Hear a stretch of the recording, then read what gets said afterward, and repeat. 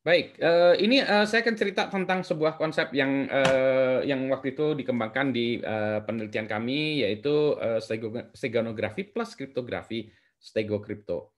Nah, sebetulnya dalam grup ini di penelitian tempat kami waktu itu di bawah Pak Kuspriyanto, ada penelitian-penelitian yang terkait dengan e-voting. Ada beberapa mahasiswa S2, kemudian S3 yang terkait dengan e-voting.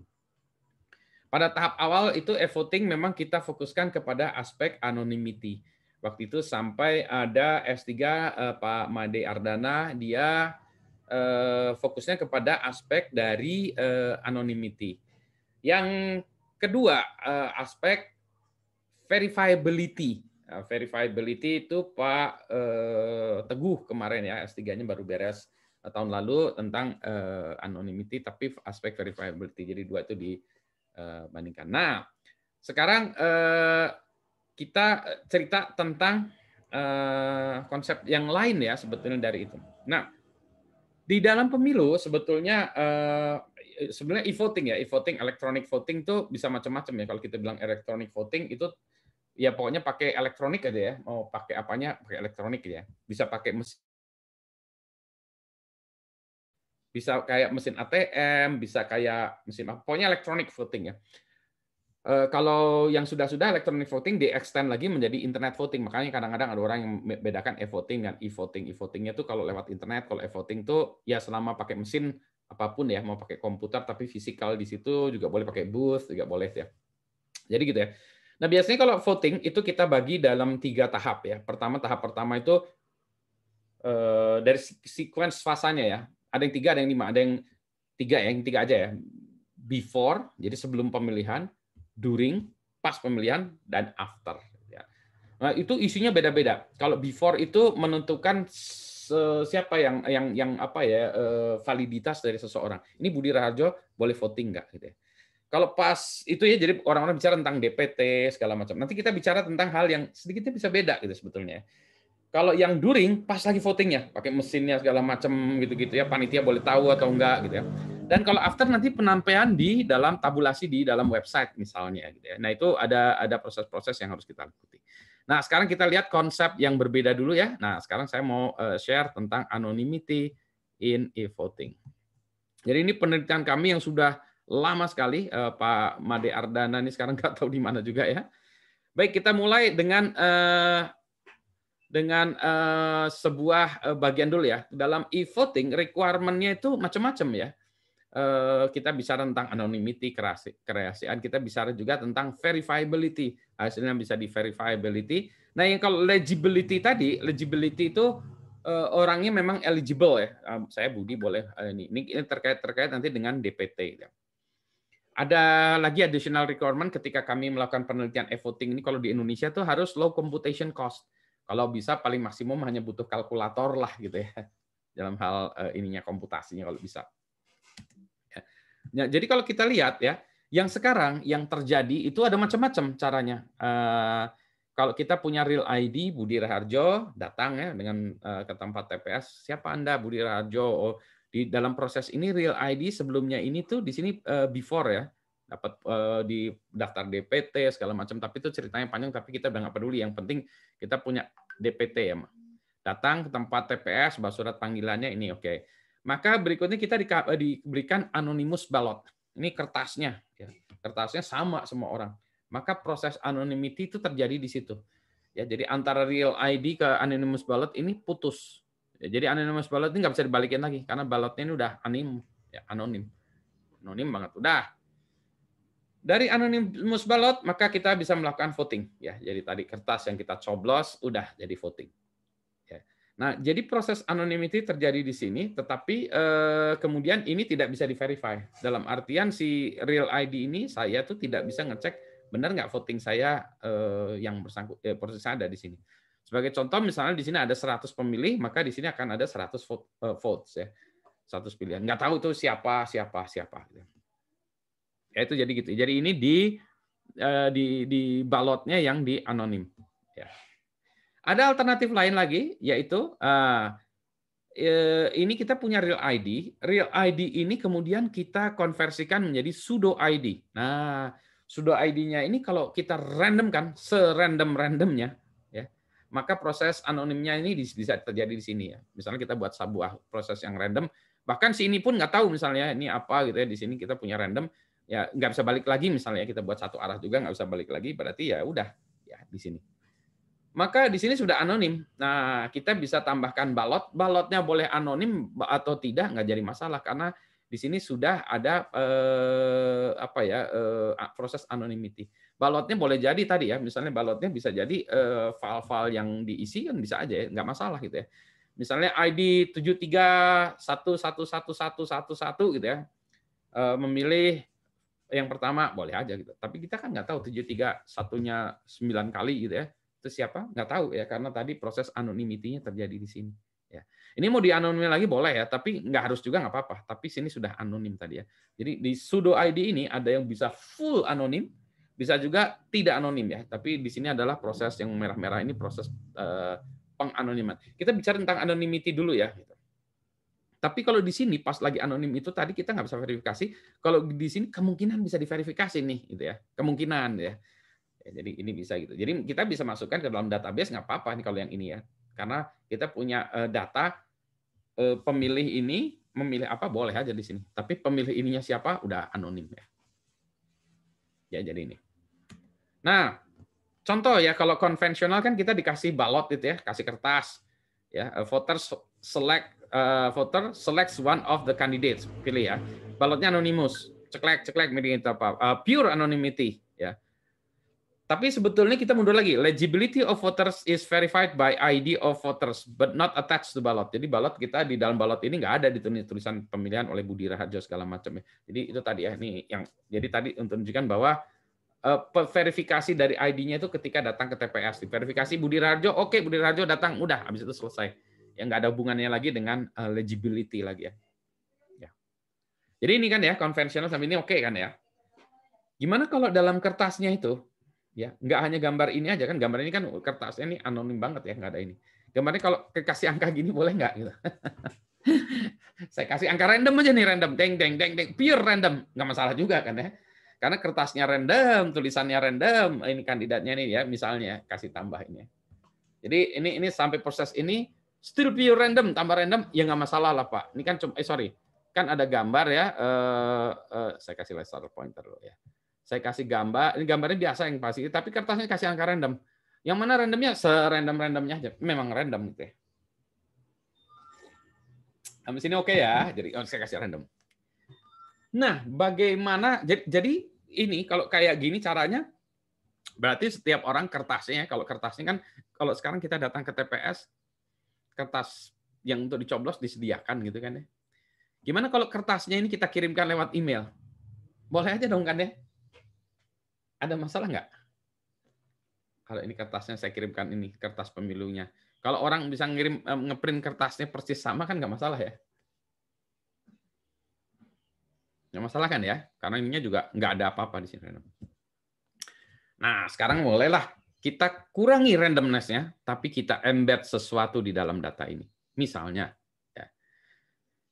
misalnya kita kasih untuk misalnya ini ya, ini kan kolom 1, 2, 3, 4, kolom keempat, row ketiga 1, 2, 3, gitu ya. Ini kalau jadi kita ambil 4 angka misalnya, kita angkanya tempatnya yang lebih penting ya. Tempatnya ini adalah ini. Gitu ya. Misalnya kita bilang, jumlah sel ini ditambah sel ini, dan sel ini adalah 27, maka kertas suara ini valid. Bisa juga kan ya? Berarti ini sebetulnya bisa random lainnya. Selama jumlah dari yang ini ditambah yang ini ditambah yang ini ditambah ini itu 27 misalnya ya, misalnya. Oh, berarti ini mah nggak 27 ya. Ini berapa nih? 28 ya? 27. 27 benar ya? Benar ya, 27 ya, 27. benar. 27 ya. Jadi ini kalau ini 27 berarti dia valid ya. Jadi kita kertas suara yang kayak gini tadi, tapi kertas suaranya itu ini fisik ya, kita print misalnya. Kita datang ke TPS, mau nyoblos di sini, kata TPS-nya, Bapak nggak di sini Pak, gitu. Hah, kok bisa gitu? Nah, sebetulnya yang dicek oleh si panitia itu adalah jumlahnya ini. Ya. Dia bisa pakai ini ya kayak kertas ujian yang dibolongin gitu ya, dibolongin kan bisa juga ya. Jadi kita taruh kertas yang dibolongin, ditaruh di atasnya, celek gitu, terus dijumlahin pakai kalkulator 7 tambah 9 tambah 9 tambah 2. Oh iya 27. Bapak eligible gitu masuk ke sini gitu. Nah, tentu saja ini bisa 27 itu kan bisa macam-macam ya. Ini hanya salah satu cara dan tempatnya juga beda-beda. Maksud tempatnya ini kita misalnya tentukan tempatnya sama tapi angkanya bisa beda-beda. Bisa di sini 2, di sini 9, di sini 7, di sini 9 bisa juga gitu ya. Jadi sebetulnya yang dilakukan ini sebetulnya adalah less random ya. Jadi ini sebenarnya less random, less anonymity sebetulnya. Ya. Nah ini bisa menunjukkan legibility. Jadi setiap orang punya kertas yang ini seolah-olah ya kalau kita bilang kertas ya, kertas ini kalau dibawa ke satu tempat nanti bisa diperiksa. Ya. Panitia misalnya panitia ya yang ini KPU-nya atau panitia akan menentukan bahwa ini jumlahnya ini 27. Tapi bisa juga saksi. Saksi dia juga punya kombinasi yang lain. Misalnya saksi itu adalah yang ini ya, dan yang ini ya misalnya. Jadi dia saksinya punya, sebentar saya ambil ini dulu, mana ini ya? Oh, ini dia tablet saya supaya untuk nulis-nulis dulu ya. Saya tambahkan supaya saya bisa ikut coret-coret. Nah, saya tambahkan dulu. Hub saya manakah hub saya? Semoga tidak putus internetnya. Nah, oke. Kita ganti dulu ya dengan laser, dengan pen. Ya. Misalnya ini untuk urusan panitia ya. Panitia adalah yang ini ya, yang ini ya, dan seterusnya itu ya. Tapi kita bisa juga buat lagi pen color, kita ganti yang blue. Ini susah akses pen color. Pen color blue. Misalnya kita juga bisa pengawas ya, misalnya kita kan ada pengawas-pengawasnya. Pengawasnya itu misalnya ini ya. Ini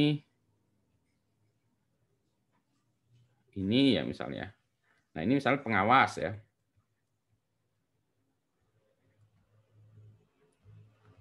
Ya. Yang mana misalnya kita juga 4 ya. Satu lagi lah ya. Kenapa 4? Supaya dia variasinya bisa banyak ya. Misalnya satu lagi inilah. Ya, jadi kalau pengawas jumlahnya berapa nih? 9. Berapa nih? 6 tambah 9 15 25 ya. Pokoknya selama di situ jumlahnya 25 dia oke.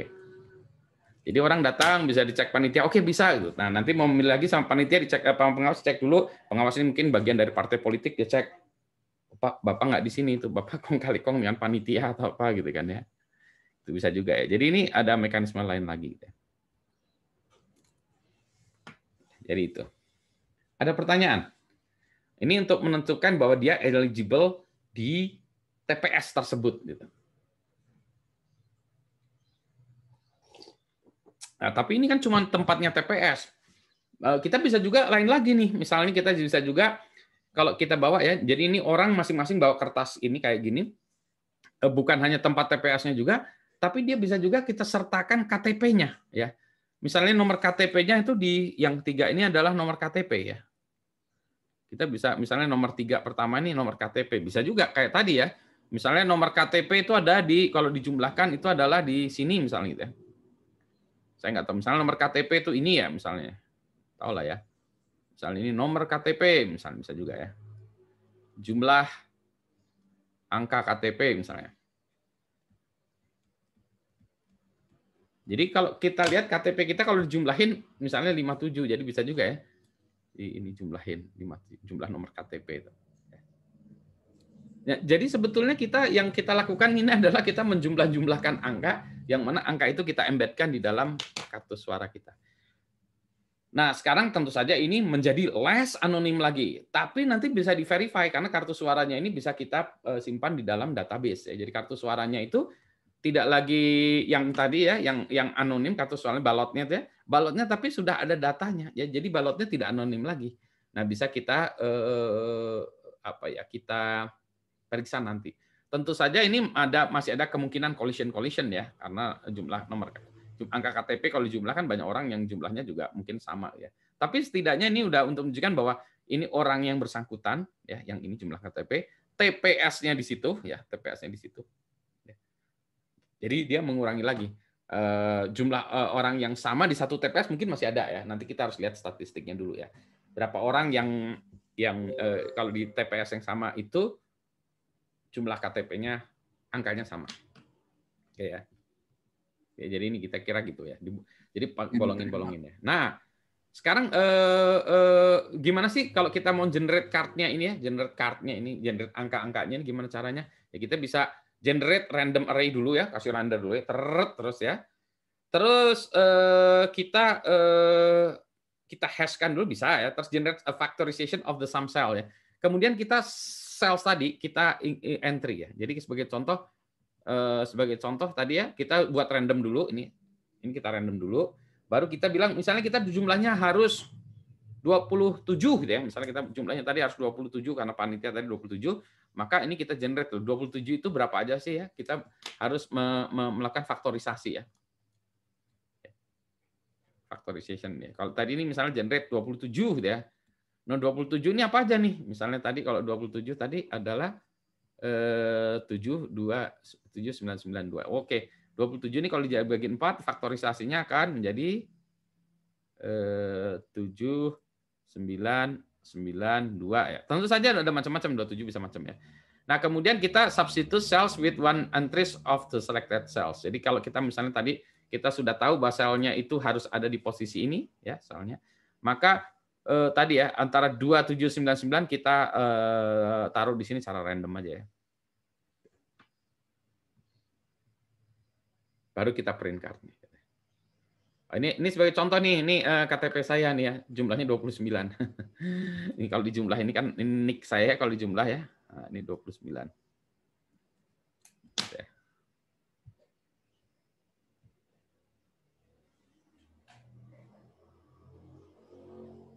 Nih kan, kalau digit random kita menggunakan penyumlahan digit random number yang menjadi panitia bisa mengetahui siapa menjadi siapa? Nggak bisa, belum tentu ya.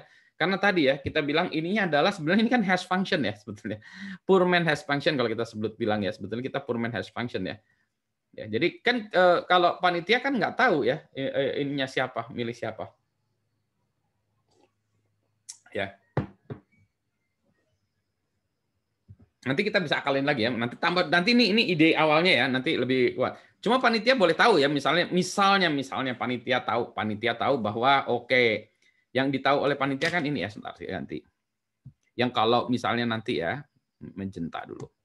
Ya, misalnya yang mengindikasikan orang itu kan ini ya, mengindikasikan orang tuh ini ya. Jumlahnya aja ya. Kalau saya kasih tahu jumlahnya 57. NIK-nya berapa? Bisa nggak tahu NIK-nya jumlahnya 57, NIK-nya berapa? Wah, berarti harus cari-cari dulu. Atau kalau dia punya akses ke dalam database pemilihnya ya, database pemilih Bandung atau daerah situ. Nah, ini kalau database ini sama dia dijumlahin semua aja kan ya. Jumlahin semua. Ini kayak rainbow table lah ya. Jumlahin semua, nanti dicari yang jumlahnya segitu kan ya. Bisa juga kan ya. Tapi dia harus punya data banyak ya. Ini nanti kita tambahin lagi ya. Kita tambahin lagi mengeruhkan data ini ya dengan tambahan ini. Ya. Jadi gitu ya. Jadi tadi kan kita mau memang kita tadi ya pilihannya ini adalah pure anonim. Sorry, kalau kita bilang anonymity 100 ya, 100. Verifiability 0. Yang ini nggak bisa di-verify lagi. Dia percaya aja sama panitia. Jadi kalau kita misalnya di sini ada 100 orang ya milih, ini ada 100 vote. Nah, ini 100 vote belum tentu sama ini sama panitia aja diisi 100 vote. Balot ngaco juga bisa aja juga kan ya. Kita nggak bisa. Nah, kalau ini anonymity-nya nggak 100% lagi nih ya. Tapi masih bisa ya kalau di sini ya random ya. Tapi ini bisa anonymity bisa kita kurangi. Anonymity bisa dikurangin ya. Diturunkan, tapi verifiability-nya bisa naik ya. Naik ya, jadi nggak nol lagi ya, bisa di-verify. Nah, nanti kita tambahkan lagi ya, gimana caranya kalau ini misalnya nanti kita encrypt ini ya misalnya. Tapi ini sederhananya dulu ya, main-mainnya dulu supaya kebayang, oh modelnya gitu ya. Ya udah ya. Nah, ini gitu. Nah, ternyata nanti ada lagi nih, ada masalah lagi nih. Ini kalau kita bilang statistiknya gimana ya? Kan kita tadi harus mengenerate dulu ya, jumlahnya berapa, kemudian kita cari faktorisasi ya. Misalnya jumlahnya ini berapa, ya ini jumlahnya kita ini, kemudian kita melakukan faktorisasi ya. Katakanlah kalau misalnya kita punya 27 dan ini kita faktorkan menjadi 4 angka. Nah, ini kan ada kombinasinya terbatas ya. Maka kita melakukannya itu ternyata ada ini namanya subset sum problem kalau gitu ya. Nah, jadi misalnya gini, misalnya ini saya lupa nih jumlahnya. Nah, kalau kita punya 4 variabel, ya kita jumlahkan 4 variabel itu secara permutasi. Misalnya gini, variabelnya adalah 4 ya. Kalau kita bilang 0, 0, 0, 0, 0 kan cuma ada 1 ya. Ini ya. Ada 0 kan cuma ada 1 ya. Kalau jumlahnya 1, ya juga hanya kombinasinya itu hanya 1 ya. Kalau misal jumlahnya 1 ini kan cuma permutasinya ya. Sorry, sebetulnya lebih tepatnya kombinasi ya. Kombinasi 001 kan cuma ada 1 kalau 4 ya. Kalau yang paling banyak itu kan berarti kalau yang paling banyak kan berarti 9, 9, 9, 9 ya. Berarti ini berapa? 36 ya. 36 juga hanya ada satu kombinasi, semua angkanya 9 gitu ya. Nah, yang paling banyak itu kalau angkanya 18 ya. Kalau kita lihat 18 ini ininya bisa beda-beda nih angkanya ya, yang kita jumlah-jumlahkan ya gitu. Nah, menariknya apa? Itu supaya kalau nanti kita ini ya ininya tuh nggak kelihatan banget ya. Kalau dia tadi ya ininya selalu sama ya, misalnya tadi sumnya kita pilih adalah 1 misalnya ya, maka kemungkinan di sini adalah 001 ya atau 010 ini. Pokoknya ada 0 ini antara 4 ini ada 0-nya 3, 1-nya 1. Ya ini kemungkinan sedikit ya. Berarti kalau kita nyocokin ke orang-orang lain, coba cocokin ya, apa yang sih yang sama? Oh, bisa cepat ketahuan gitu ya. Tapi kalau di sini tadi jumlahnya 18 misalnya ya, 4 inisialnya 18, maka di sini tuh kelihatan random angkanya, kelihatan random ya, padahal enggak juga, tapi jumlahnya di sini adalah 18. Tapi kan potensi untuk 18 berarti ini, dan ininya itu permutasinya bisa macam-macam ya. Karena bisa macam-macam, bisa banyak 4 angka itu gitu ya. Nah, tentu saja kalau angkanya jumlahnya lebih banyak ya, count-nya lebih banyak, maka kita bisa lebih banyak lagi gitu ya. Jadi kalau tadi tempatnya itu adalah 27 misalnya, 27 itu kombinasinya sedikit tuh. Kombinasi dan permutasinya 27 itu berarti cuma segini nih. Hanya ada 200 sekian permutasi ya.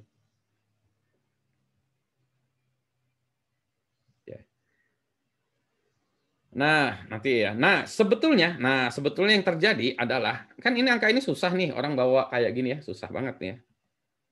Bawa kayak gini. Ini gimana caranya kalau kita bawa angka kayak gini, bawa angka ini?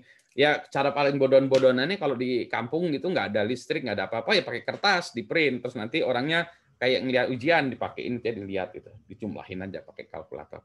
Tapi kalau kita di kota gitu ya, ini bisa dimasukkan aplikasi kan ya. Sebenarnya angka ini kalau di kotak-kotakan, dia bisa di QR code kan. Jadi yang kotak ini tuh QR code sebetulnya. Kita masukkan dalam QR code bentuknya kayak gini. Jadi yang dibawa orang-orang bawa QR code ke sana. Jadi balotnya, jadi setiap orang bawa balotnya kayak gini. Jadi nanti, balot yang kayak ginilah yang nanti bisa dibawa ke mesin pemilunya. Ya. Jadi nanti setiap orang bawa angka kayak gini, itu kertas suaranya yang sudah didistribusikan kepada user. Jadi user udah bawa balot ini. Tinggal nanti hari H, dia tinggal masukkan ini balot Anda. Oke, dia tinggal tit gitu ya, dimasukin di sini. Tit, oke, pilihan Anda apa? Ini, udah selesai. Ya. Jadi di dalam ini tuh ada data orangnya, ada data TPS-nya. Nah, tinggal nanti mesin QR code ini memilih kandidat mana, gitu. Ya. Nanti kita bahas ini berikutnya lagi stego kriptonya gitu. Jadi ini kita cuma menyamarkan ini. Jadi ini sebetulnya campuran antara visual kriptografi sebetulnya. Kalau dalam ininya istilah formalnya namanya yang ke depan-depan ini visual kriptografi, tapi visualnya diterjemahkan menjadi kalau saya buat visual algebraic kriptografi, aljabar kan. Ada pertanyaan? Dan ini sudah diimplementasikan sebetulnya waktu itu saya lupa ya, di bagian dari satu kelas di YPKP ya, di diimplementasikan oleh Pak Teguh. Jadi ini pemilihan simulasi ya. Yang mirip juga waktu itu juga mau dibuat di Indramayu ya, di Indramayu pemilihan ketua kelas itu pakai gini gitu. Jadi masing-masing siswa dikasih ini ya. Nanti ini dibawa di nomor handphonenya, jadi masing-masing balotnya ini ditunjukin di handphone, daftar. Nanti daftar tempat daftar itu ada kamera di gini. Tit, nanti keluar pilihannya apa? Pilihannya ini. Slit, udah selesai. Ya. Jadi user nggak perlu masukin angka lagi segala macam. User tinggal ngasih QR code aja. Ada pertanyaan sebelum saya masuk ke topik berikutnya yang nyambung dari sini ya, advance lagi, tambah lagi, yaitu Stego Crypto-nya. Silahkan kalau ada pertanyaan dulu. Kalau tadi kan e-vote ini kan berarti apa ya, pemilih kan dikasih semacam kode yang kelihatan random gitu kan, ya. Nah, apakah pemilih itu tetap harus ke suatu lokasi fisik untuk menunjukkan bahwa si pemilih itu ya memang yang memilih gitu Pak? Apakah ini masih belum bisa benar-benar online gitu Pak? Jadi misal kayak tadi kan pemilih harus datang ke suatu lokasi kayak TPS atau apa, atau mungkin misal lewat pos gitu. Nah itu jadinya apakah harus gitu sih Pak, e-voting itu? Iya. Jadi yang dilakukan di sini ini adalah proses pre-nya ya. Jadi ini sebetulnya proses before kita votingnya gitu ya. Jadi kita sudah punya ini kayak surat undangannya ya, surat undangannya. Tapi kalau surat undangan kan hanya surat undangan gitu ya. Kalau ini surat undangan plus balotnya ya. Jadi kartu suaranya udah ada di sini. Gitu ya. Nah, sekarang kita bicara tentang, oke, saya udah mau gitu. Saya mau pemilunya gimana nih? Apakah saya harus datang ke tempat fisik gitu ya? Apakah apa? Nah, sekarang kita dulu memikirkan masalah pemilunya. Ada macam-macam. Yang paling gampang tentu saja, yang bukan paling gampang ya, yang paling bisa terverifikasi adalah kita sediakan mesin kayak mesin ATM. Ya, jadi kayak bukan ya kayak mesin ATM atau kayak mesin di kereta api itu ya. Kalau ini ngecat tiket di kereta api itu kan ngeprint tiket gitu. Jadi kita pergi ke TPS yang sudah ada mesinnya, tinggal kita masukin ini, tit, terus jadi kita ada booth kita, tit, milih apa? Milih nomor 1, slet, udah selesai. Jadi bisa gitu. Tetapi ada juga kita bisa melakukannya itu melalui internet juga sebetulnya. Jadi nanti ada satu website aplikasi kayak aplikasi kita untuk ini apa absensi ini ya. Kayak aplikasi absensi ini kan sebetulnya Anda ini udah pakai aplikasi absensi ya, kan setor muka gitu ya.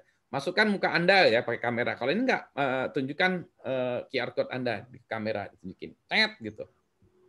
Ya, jadi nanti ditunjukin net gitu, ketika ditunjukkan oke, keluar aplikasi bilang Anda mau milih siapa.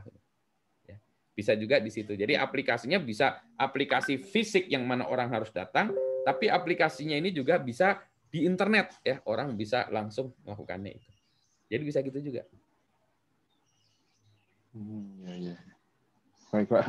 Nah, cuma yang tadi yang di internet kan rawan phishing ya. Jadi bisa jadi ada orang bilang, situs pemilunya adalah ini, padahal bukan. Gitu ya. Bisa juga kan ya di itu ya. Itu attack jenis yang lain ya. Tapi itu kalau TPS kan udah pasti datang ke TPS, ini mesinnya ini gitu ya. Nanti kita bicara mesinnya juga, mesinnya bisa dikadalin nggak segala macamnya. Tapi paling nggak kita di dalam tahap before-nya sampai data TPS DPT inilah. Jadi setiap peserta yang valid dia punya balotnya sendiri-sendiri. Tinggal balotnya ini tadi dicastkan, dituangkan di ini kan. Ada pertanyaan lagi? Jadi kalau mau menariknya kan ya tinggal ada aplikasi di internet ya, misalnya aplikasi voting, masukkan tunjukkan QR code Anda dari handphone Anda kayak kita itu ya, kebalikannya kita kalau ya samalah kalau kita di kereta api ya, kita tunjukin gitu. Ya tinggal nyet gitu langsung. Oke. Anda Budi Raharjo, silahkan Anda pilih apa. Bahkan mungkin juga bisa kalau kita anonim, dia nggak tahu. Anda X7532, silahkan mau milih apa X7532. Jadi itu udah anonim ya. Budi Raharjo udah nggak ada. Gitu.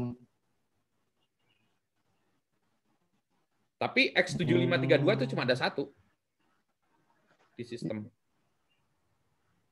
Budi Raharjo cuma dapat itu, tapi Oh di Budi iya. Raharjo nggak bisa dapat kode lagi. Iya. Tapi dari Budi Raharjo sudah diterjemahkan jadi X7532 gitu ya, 7532 udah gitu. Budi Raharjo, dan Budi Raharjo pun boleh kalau perlu nggak boleh tahu lagi dia X7532. Pokoknya kamu ada satu ID di sistem, kamu milih itu. Nah kalau kita mau meningkatkannya lagi boleh juga dikasih tahu yang Anda tuh X7532, jangan kasih tahu orang lain ya Anda X7532 gitu ya. Nanti kalau mau dibuka, Anda misalnya buka lagi ya, hasilnya apa? Nanti kalau misalnya hasil pemilunya apa, pakai ini lagi, tab gitu. Mau ngelihat saya benar nggak di dalam database hasilnya saya gitu. Iya, iya. Baik, Pak. Ada lagi.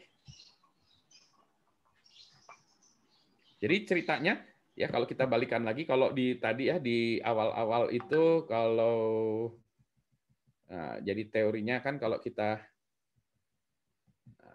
nah sebentar ya, saya share screen saya lagi. Maaf. Share screen, mana share screen?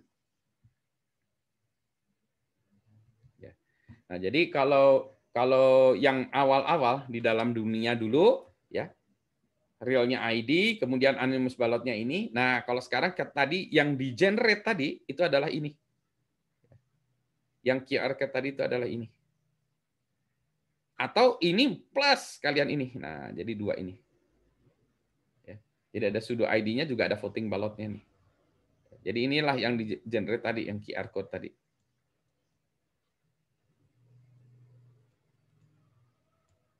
Gitu. Ada pertanyaan lagi?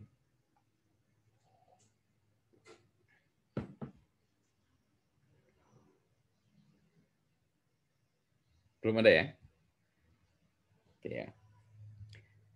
Nah, ini satu hal ya. Nah, jadi kita campur-campurkan. Nanti kita campur-campur ini adalah orangnya, datanya kayak gini ya. Oke ya. Nah, sekarang saya cerita ini satu lagi ya. Sekarang kita bicara tentang satu topik baru lagi, yaitu steganografi dan kriptografi.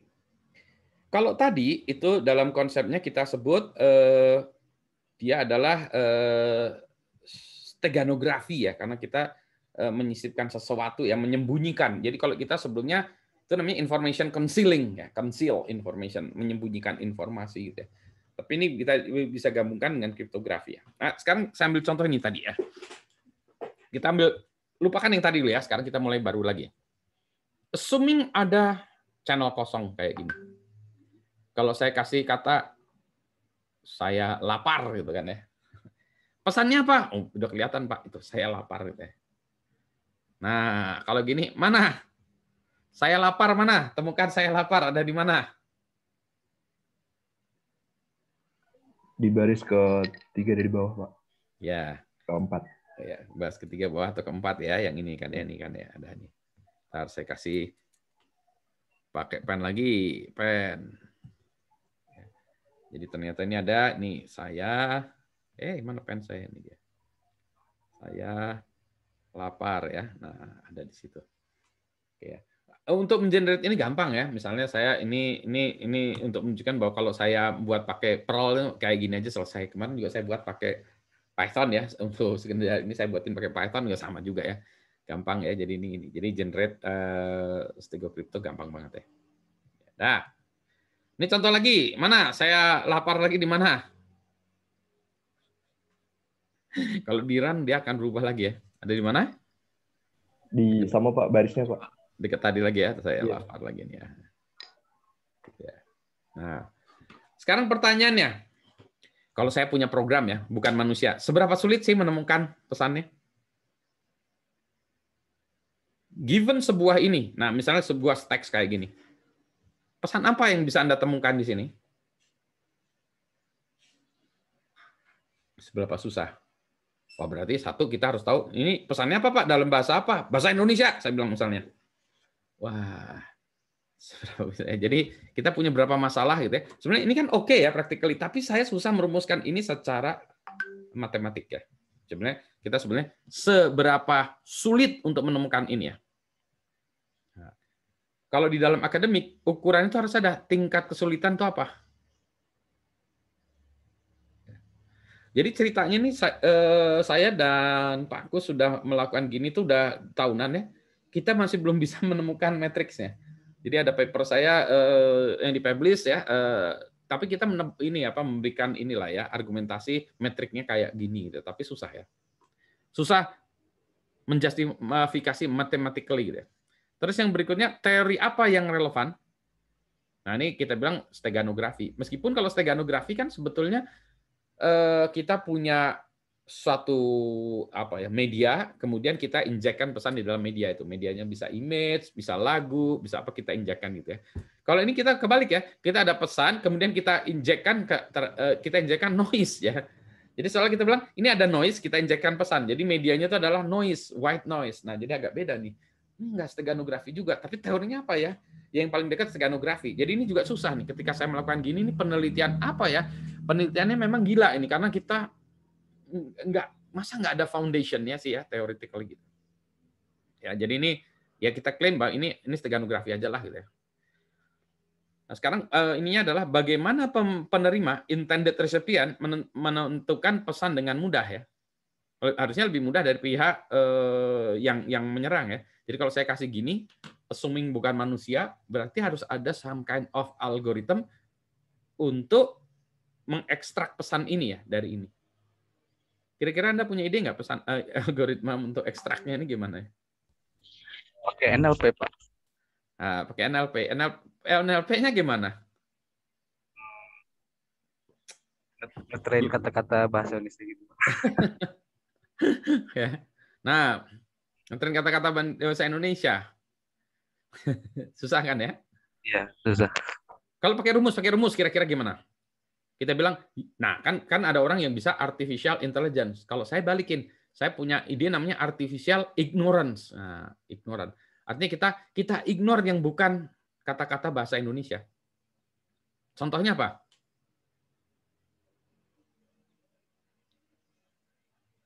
Contohnya kalau bahasa Indonesia itu nggak ada huruf mati berturut-turut 3 atau 4 ya. Kalau bahasanya bahasa Rusia mungkin susah ya. Kruzmiskrik gitu ya kan ya. Ada yang orang-orang dulu saya punya dosen namanya Pedrich. Tulisannya itu wah itu PEDRCIWX gitu. Namanya itu ada banyak huruf matinya gitu. Kalau orang Indonesia nggak, kita cari aja gitu ya. Jadi attack ini Panika dulu yang bilang. Gimana kalau kita pertama angka dihapus digantikan dengan titik. Kemudian hapuskan huruf-huruf yang kemungkinan bukan bagian dari pesan. Misalnya kalau misalnya ada 3 huruf yang huruf mati semua diganti. Jadi kalau kita mulai ini ya, misalnya angka kita ganti dulu. Nah, mulai sedikit-sedikit. Jadi kita gini, kita gantikan semua dengan titik. Jadi tadi ya tulisan yang itu, kemudian kita berubah ting, mulai ada titik ya. Misalnya ini ada 1 huruf yang sendirian diganti titik, atau 2 huruf mati ganti titik, gitu ya. Jadi kita ganti titik. Nah, setelah itu baru kita cek apakah ada kata-kata yang sisa ini dalam bahasa Indonesia. Misalnya ada ini semvel, bukan kayaknya.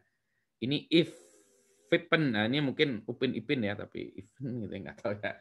Lihat ini roof, bukan nih pasti gitu ya. BTMH, ini huruf mati semua, bukan. Jadi ini ganti titik. SL bukan, ganti titik. Dan lama kelamaan ya, maka mulai muncullah tinggal nanti mungkin kata ini ya. Ini juga bingung nih IHFDS. Nah, ini yang diganti nih semuanya atau apa ya? Jadi kita harus cari ya. Nah, ini pas mesin, ini udah lapar udah bahasa Indonesia nih, langsung cetek. Nah, ini tinggal yang ini aja yang masih masalah ya. Tapi kita mulai sedikit-sedikit bisa ya. Jadi algoritma attack-nya ada gitu ya. Jadi ini sebagai contoh untuk orang code maker dan code breaker. Code maker bilangnya gini, kita randomkan gini. Code breaker bilang, bisa Pak, diginiin aja gitu ya. Jadi ada code maker gitu ya. Jadi seberapa sulit untuk menentukan pesan ya? Ya ini ya sulit, tapi bisa nggak? Bisa Pak. Oke ya. Ini. Sekarang mau saya tingkatkan. Nah, gimana kalau tadi saya lapar, saya encrypt dulu. Saya encrypt. Jadi kalau misalnya ya, saya lapar, saya pakai OpenSSL, saya encrypt ya, jadinya kayak gini kan ya. Nah, sekarang kalau saya campur dengan noise. Di mana itu saya lapar? Nah, kan?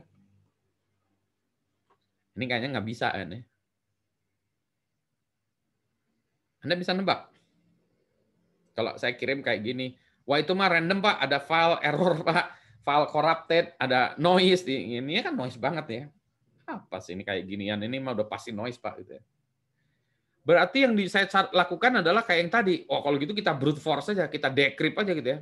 Decrypt aja. Kalau kita tahu kuncinya kuncinya kita decrypt aja semuanya. Decrypt kita geser, decrypt.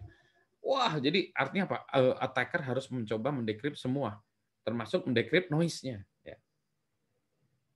Nah sekarang pertanyaannya dengan cara begini kan tadi ya, yang ini kan tadi ini ada ya. Kalau gini tingkat keamanannya naiknya berapa? Nah ini kan kalau dibilang naik Pak, ya sulit naik tingkat keamanan naik. Tapi tingkatnya ini berapa naiknya? 2 kali kah, 3 kali kah, linear kah, algoritmik lah, atau eksponensial? Kita nggak tahu. Jadi saya di sini saya udah stuck ya. Saya bilang lebih secure. Lebih secure-nya berapa kali? Nggak tahu Pak. Tapi lebih secure. Nah yang ini, lebih secure lagi dari yang itu ya. Tapi lebih secure-nya berapa kali? Jadi kalau kita sebut ya berapa kenaikan tingkat keamanan, kalau dalam akademik kan harus selalu terukur ya. Kalau Anda ngambil S3 gitu misalnya, ini harus ukur. Ukurannya berapa? 2 kali, 3 kali, angkanya dari mana? Bingung kan ya. Ada masalah tambahan. Kalau saya kasih gini, attacker susah mendapatkan datanya. Tapi penerima juga susah dapetin datanya. Misalnya saya kasih tahu ke Anda, ini saya encrypt ya dengan SSL dengan kuncinya, misalnya kuncinya rahasia ya, kunci encryption-nya namanya rahasia, algoritmanya udah tahu nih, jadi kuncinya udah tahu, algoritmanya udah tahu ya, AES 256 CBC gitu ya. Oke, udah tahu nih. Wah, berarti saya harus mendecrypt, misalnya kalau saya ada ini ya, saya buka dengan kunci rahasia, jadi nggak geser. Ini kunci rahasia, jadi nggak kunci rahasia. Wah, repot sekali. Jadi intended recipient pun pusing dengan ini. Ya, pusing juga. Kita mau nakut-nakutin attacker, yang penerima juga jadi takut juga. Ini jangan susah-susah. Nah, bagaimana caranya? Kalau gitu gimana kalau kita kasih marker dulu di depannya. Jadi ini ya, misalnya ada orang yang membuat, namanya kita buat marker dulu. Marker, terus pesan. Misalnya pesannya bisa fixed length. Atau kita juga bisa gabungan antara header dan trailer. Contoh, misalnya marker yang paling gampang ya. Kalau di dalam di sini di pesan ini ada misalnya tadi ini ada yang U2. Yang U2 mana ya? U2. Yang ini kan pesannya gini, U2 FSD. Nah, sebelah mana tuh? U2 FSD. Sebelah mana tuh? Mana U? Nah ini ya, U2 mulai dari sini kan ya. Dan seterusnya kan ya. Sana. Gimana kalau kita tadi headernya, misalnya kita kasih sebelum mulai pesan ini kita cari yang obvious saja ya. Misalnya di sini FF ya. FF ya misalnya. Oke. Kalau ada FF ya 4 FF, maka selanjutnya di sini adalah pesan encrypted. Ya. Tapi tentu saja si penerima juga harus tahu headernya apa gitu ya. Jadi kita bisa punya header gitu ya.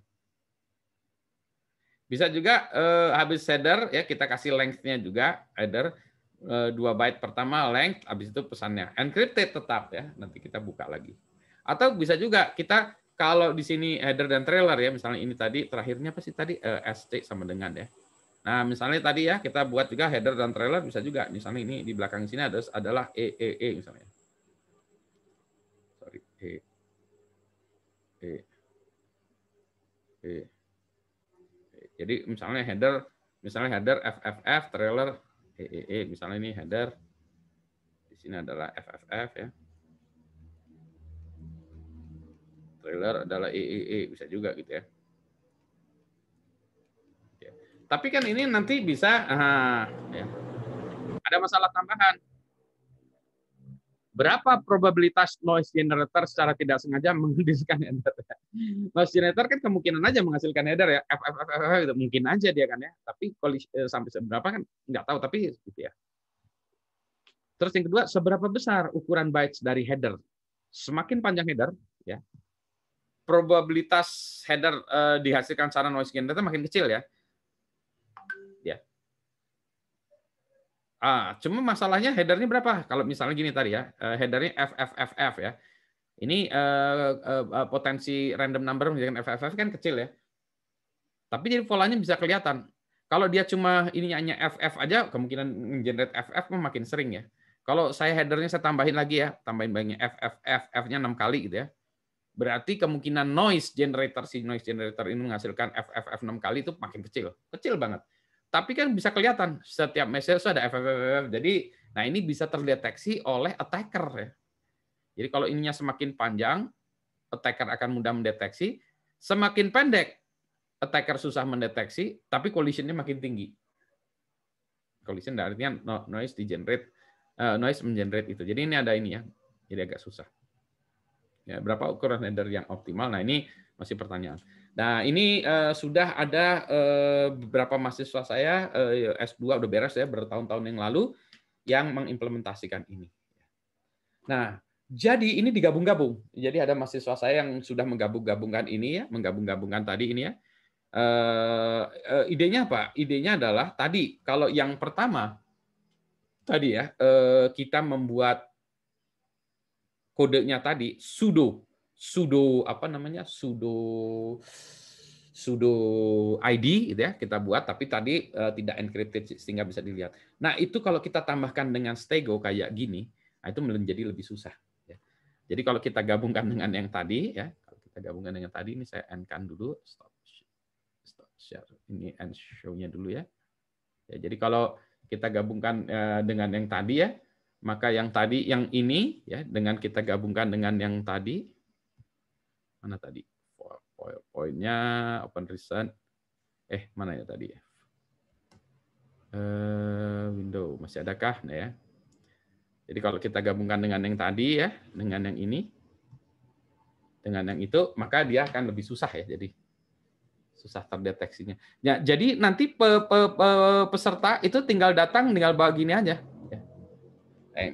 Jadi setiap pemilih dia punya ini yang di dalamnya itu sudah ada tadi ya TPS-nya, sudah ada segala macam sehingga ini adalah merupakan valid ID. Nanti si pemilih ini tinggal datang ke TPS ya kayak di stasiun kereta api ngeprint itu atau dia bisa juga ke online aplikasi e-votingnya nanti tinggal masukkan QR code Anda tampilkan dari handphone Anda atau apa handphonenya kita taruh di sini cek gitu. Oke, pilihan Anda apa? Yang ini, oke, pilihan mana kandidatnya? Pilih 1 2 3 select. Oke, cek udah terrecord.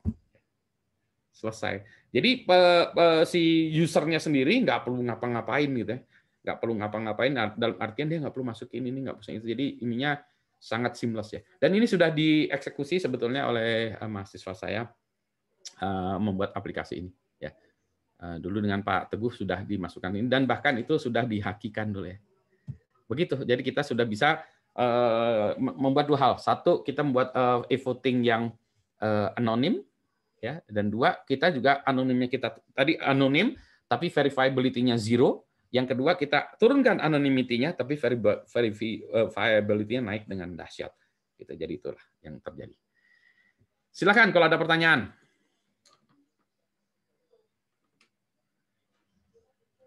Nah, jadi penelitian kami terhenti sampai di itu. Dulunya ini mau kita patenkan nggak bisa. Tapi menurut saya idenya keren banget ini karena ide e-votingnya ini sangat mudah diimplementasikannya, bisa diimplementasikan dengan berbagai cara. Nah, sebenarnya cara ini sebenarnya bisa dilakukan untuk pemilu IAITB tapi udah telat ya. Jadi saya nggak bisa cerita gini karena waktunya udah singkat. Sebenarnya ini menurut saya satu hal yang bisa dilakukan dengan lebih mudah.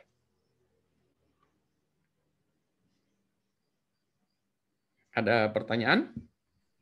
Izin bertanya, Pak. Silakan. Kalau untuk generate konten itu apa?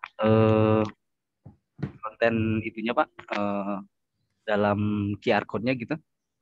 Kira-kira real time atau tadi kan kata Bapak sempat itu dikirim lewat email. Nah, misalnya kalau nggak ada fungsi generate real time, nanti kalau misalnya data itu dicuri, itu masih bisa dimanfaatkan. Iya. Jadi ini tergantung kita mau buat use case-nya seperti apa gitu kan ya. Nah, proses pengeneretan ini ya, jadi kan kita bisa macam-macam ya. ini adalah proses dalam rangka DPT-nya gitu ya. Jadi DPT-nya, jadi pendataan segala macam. Setelah dinyatakan seseorang itu valid, ada kalau yang sekarang kan seseorang di valid, kemudian oh Pak Budi bisa milih dikasih surat panggilan ya, surat panggilan voting yang nanti dicocokkan dengan KTP. Oh ya oke Pak Budi boleh voting. Kalau ini tidak, kita daftar segala macam gitu ya, bisa dilakukan secara online ataupun offline kalau mau datang ke satu tempat apa gitu ya. Nah, nanti maka setiap yang sudah tadi terdaftar, maka dia memiliki QR code seperti ini. Yang mana QR code ini sebetulnya isinya ya kayak gini ya. Sebetulnya isinya kayak gini. Matriks dari angka yang angkanya itu bisa random, tapi di dalamnya disisipi oleh data. Jadi kalau kita kelihatan nih memang angkanya random sih. Jadi kalau orang ini kenapa dibuat seperti ini supaya kalau orang mencocok-cocokkan dengan temennya, lihat punya kamu dong, dicocok-cocokin, kok nggak ada pola ya? Cocokin misalnya ada 30 orang dicocokin, mana pola kamu nih, ini kertas suaranya atau ininya, cocok-cocokin nggak ketemu polanya gitu ya. Gitu. Jadi ini di generate before I vote, before hari hanya ini kan before votingnya. Jadi nanti pas votingnya itu ceritanya lain lagi ya. Ini jadi kita nanti pas voting, nah kita pas hari hanya kita cuma menunjukkan tab gitu. Jadi experience-nya juga user journey-nya juga enak ya. Mau voting tinggal apa? Tinggal as easy as showing your QR code gitu.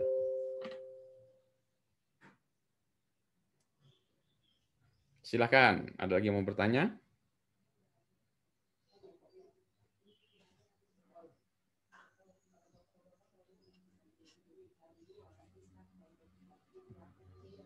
Izin Pak. Yes. Kalau misalkan dari ya ini di ininya di lapangannya mungkin Pak ya. Si yang mau voting itu ternyata salah misalkan si TPS-nya gitu. Nanti kan dia sistemnya ditolak gitu ya. Berarti tindakan lanjutnya apa? Suruh pulang aja gitu, ganti. Nah, jadi lagi-lagi ya kalau kita bicara tentang SOP ya, maka kita harus buatkan SOP-nya tentang pemilu itu ada macam-macam. Yang real juga demikian ya, yang real kan juga begitu ya. Kalau kita pemilu misalnya pilpres atau pemilihan bupati segala macam kan sama juga ya. Kita datang situ, misalnya saya TPS 17, saya datang ke TPS 16, akan ditolak Bapak salah, Bapak nggak di sini Pak, di TPS-nya bukan di sini Pak. TPS-nya di mana? Nah, waktu itu ada yang bilang kalau di situ, oh ini Pak TPS 16 sebelah sana. Misalnya Anda datang lagi ke TPS 16, dicek di situ, Pak nama Bapak nggak terdaftar. Nah, gimana gitu ya? Nah, selalu ada exception. Exception itu selalu ada. Jadi misalnya, oke, kalau yang nggak terdaftar, maka daftar bisa melakukan pemilu di sini. Nah, di situ memang diperlakukan khusus, diperiksa lebih lengkap segala macamnya. Nah, jadi sebetulnya sama juga tadi ya, dengan cara misalnya gitu, oh oke, Bapak tidak, misalnya tadi ya, nunjukin QR code, datanglah ke mana ya, kalau ini kita bicara fisikal ya, datang kayak ke stasiun kereta api gitu ya, ada alat-alatnya, silakan memilih, datang di situ, pet gitu. Wah Bapak bukan di sini Pak tempat milihnya. Oke tempatnya di mana? Nggak tahu Pak, bukan di sini. Tapi kalau untuk yang nggak terdeteksi itu, datang aja tuh ke satu TPS yang memang didesain untuk dia menerima semuanya, misalnya. Nah tapi di situ tentu saja ininya tuh lebih ketat ya SOP-nya karena dia untuk menangani case-case yang ditolak di tempat TPS gitu. Ya. Siap, terima kasih Pak. Jadi kita memang harus buat SOP gitu. Tapi itu bisa terjadi dan ini udah disimulasikan sebetulnya di aplikasi yang dibuat oleh Pak Teguh.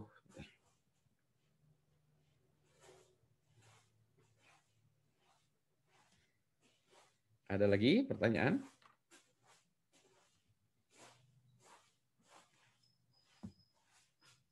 Siap? Tidak ada? Oke.